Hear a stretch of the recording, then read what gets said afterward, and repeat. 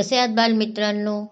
तुम्हाला तुमच्या आईवडिलांबद्दल, तुमच्या घराबद्दल अभिमान नक्कीच असेल, हो की नाही?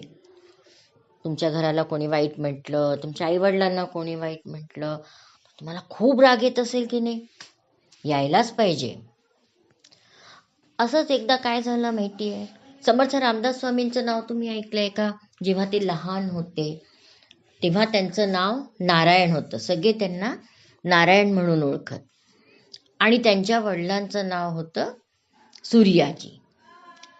तसे ते संपन्न होते, पैसा अडका होता त्यांच्याकडे, पण त्यांची राहणी अगदी साधी होती.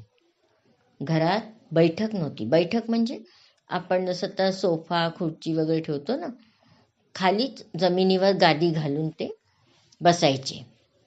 एकदा काय झालं, एक इंग्रज आले काही त्यांच्याकडे त्यांना भेटायला, आणि त्यांनी ते पाहिलं की असे खाली बसतात. तर ते म्हणे, काय हे, यांच्याकडे साधी खुर्ची पण नाही.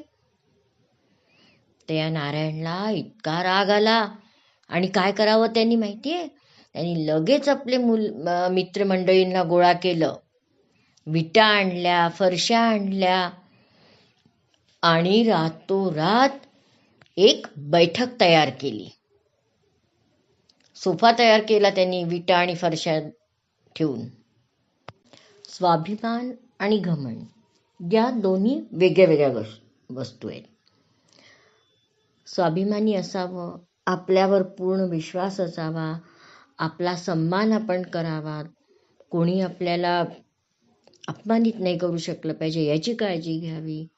पण मीच सर्व काही आहे, माझ्यामुळे जग चालतंय, किंवा मीच सगळ्यात हुशार वर्गात, बाकी कोणी नाही, असं म्हणणं म्हणजे झाली घमेंड.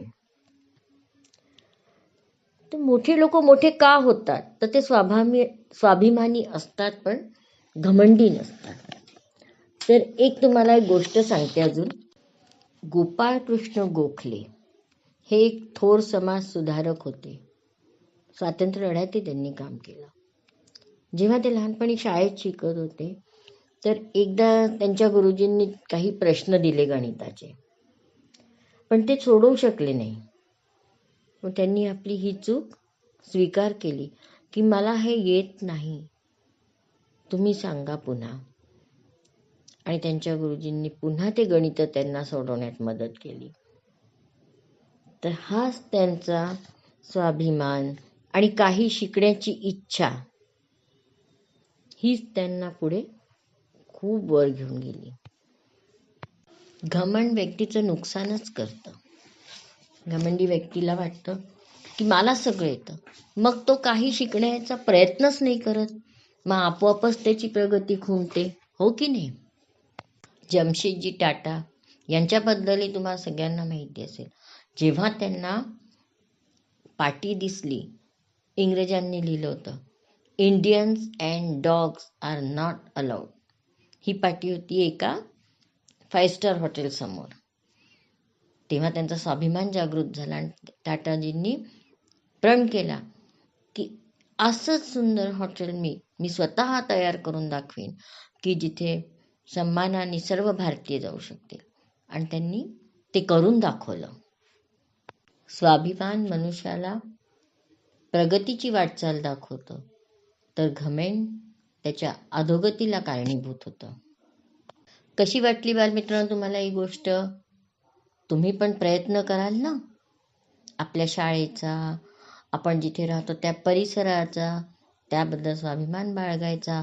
त्याला कोणी नावं नाही ठेवली पाहिजे. आपली शाळा गावातली सगळ्यात छान शाळा झाली पाहिजे. आपण जिथे राहतो तो सर्व परिसर लोकांनी अगदी म्हटलं पाहिजे, वा काय सुंदर जागा आहे, किती स्वच्छता आहे इथे, इथली मुलं किती छान आहे, किती चांगले चांगले उपक्रम करतात. नक्की प्रयत्न करा हां. चला तर मग पुन्हा भेटूया अशाच एखाद्या छानशा गोष्टीसोबत. तोपर्यंत बाय.